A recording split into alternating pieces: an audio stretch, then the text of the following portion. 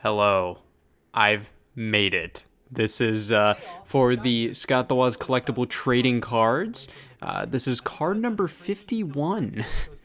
And I specifically told myself I didn't want to take too many easy ways out with the exclusive videos included with these cards. And I specifically told myself no commentaries. I don't want to do commentaries. Of course, like when we got 30 videos in, that's when I thought, like, it's just like, okay, if I really need to fill 21 plus more videos, I'll do like a bunch of commentaries, and it'll be kind of lame, but we'll still meet the 21 video mark. But hey, I made it. I made it to 51 videos, so why not? I can't think of a better way to end off this slate than with a commentary for the very first episode of Scott the Woz. I want this to be just a special commentary just for the trading card set. Of course, this will eventually go public at some point, but hey, you know, I'm talking to you specifically, trading card user. So thank you very much for supporting the 2022 charity event, for having interest in the cards in general. This has been like a really amazing project to be a part of, and to really direct and get everybody involved, all of that. And yeah, I thought I might as well take a look at the first episode of Scott the Woz because it's been a while, and oh Jesus. Yeah, there was a lot of growing pains with this episode. I remember there were many temp first episodes of Scott the Woz. History of Smash Brothers Rumors and Leaks, which was the third episode, that was originally kind of seen by me as like, oh yeah, this will be my first episode of Scott the Woz. That's kind of the first like big episode. Well, not big. I'd say like, and I wouldn't say official because like this is the first episode Nintendo Switch wish list. But I'd say like the series truly actually gets started with History of Smash Brothers Rumors and Leaks. That's like bam, this is Scott the Woz. Where the first two episodes do feel very different to me and a bit strange. Of course, there are growing pains here, and I feel like there shouldn't be an excuse for that because I've been making videos for so long, and this was definitely like years down the line. This was after the internet and I already had enough experience under my belt, but this was one of the first times that I really gave it my all to do video game related content. So that's probably why like some things just came out a little strange, or some edits were odd.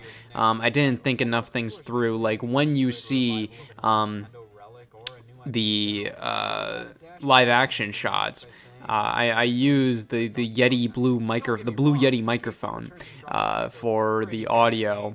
And I had that like kind of behind me.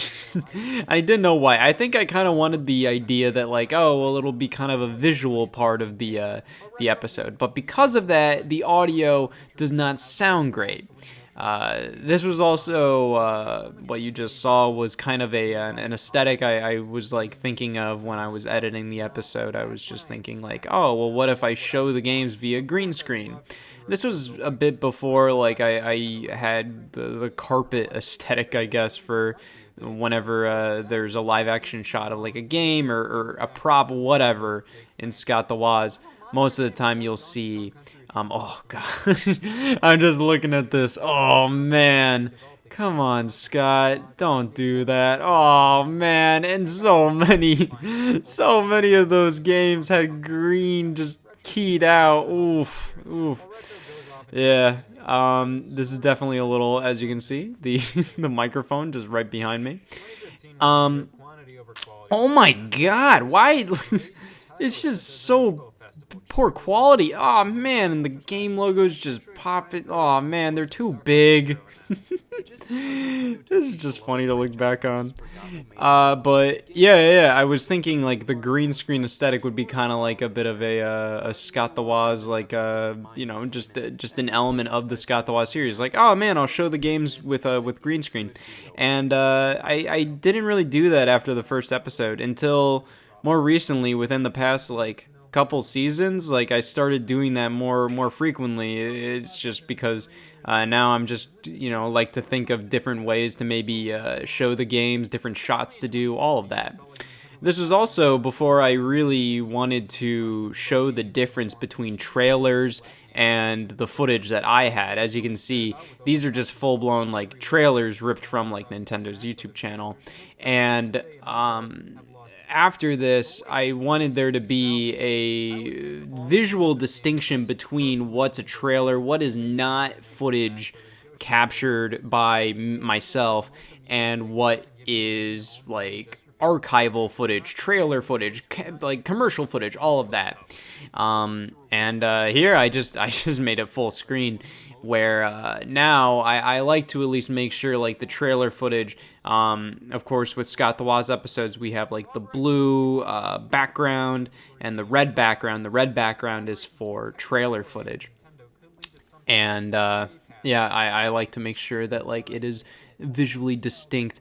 But back then, I guess I didn't really do that. But I'm really sorry. I'm kind of experiencing this episode right from all over again, because I have not watched this in so long. I haven't really had a reason to, and to continue what I was saying, how I kind of look back and wish that the History of Smash Brothers Rumors and Leaks was the first episode, and in some ways I still view that as the first episode, even though I will be adamant this is the first episode. Yeah, this episode was kind of outdated within like a couple days, and I think that kind of scared me into, not scared me, but more so pushed me to make the Scott the Woz episodes a lot more timeless.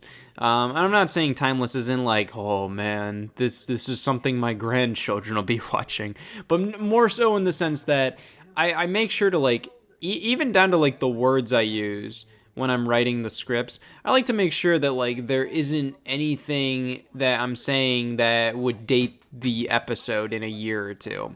So for example, if I say something like like about a game coming out that's not currently out, so I'd be like, oh yeah, with Breath of the Wild 3 coming out, or something like that.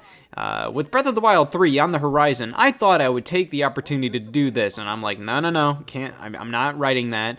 I'd rather say something like, imply that I'd rather write that line in a way that, whether that game is coming out or that game has been out for years, that line still makes sense. So it's a bit tricky to do, but the first episode being so dated already, it was something that kind of made me go like, okay, this is something I don't want to do again. Or if I'm going to do it again, I want to make sure that, I do it in a way where you can kind of look back at it and, just still enjoy it from like an archival presentation. That's why I still do the E3 reviews and the Nintendo Switch year recaps and all of that, because even if like, oh, I'm not in the year this is happening, you can still kind of look at it as like, like, oh man, this is a retrospective of some sorts. But this first episode was pretty much me kind of working on the limited equipment that I had. I didn't have a capture card. I didn't have anything like that. So this was pretty much me making the most of that and saying like, well, I want to make a video about the Nintendo Switch and just the wish list I have for it. And I think I made this the first episode. I really just like pushed myself to do this because this was right before the Switch presentation 2017 was happening. It was just a really exciting time to be a Nintendo fan. It was really exciting to just speculate about this kind of thing. And this was something that I would think about to myself all the time. I would just think it's just like, okay, like what's going to happen at this presentation? What do I think about the Nintendo Switch? And I've talked about this before, but like I never really had like well, I do now, but like I didn't originally really have much of like a friend group that to really talk about this stuff with. I had a friend group, but like we just didn't really talk about video games or Nintendo or anything like that. So this was kind of my outlet to talk about that stuff, talk about something that was a hobby of mine.